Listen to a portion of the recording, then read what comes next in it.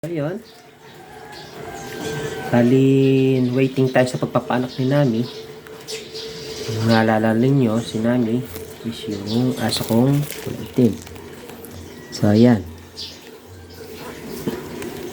So, nakakatatlong tuta na siya. 2 babae, 1 lalaki. So,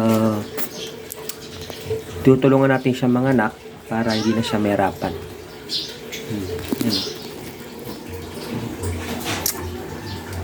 Ere.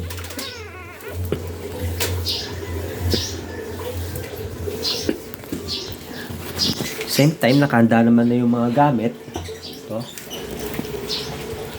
Yung gunting, tissue. Ayun. Abangan ninyo yung mga magiging anak ni Nami.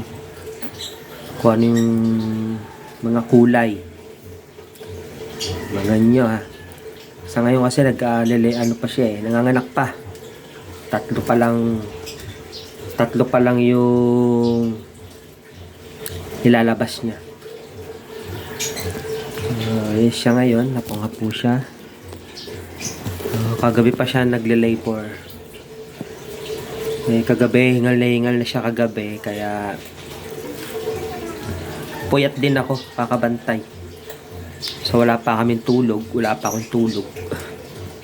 Kasi nga binabantayan ko yung alaga ko para malaman ko kung kaya ba yan na normal o hindi. So yun. Kasi pag di niya kaya, dadaling ko siya sa animal clinic. Ito ko siya paanakin. Buti na lang at nakaya niya. So unang labas niya is male. Ang ganda.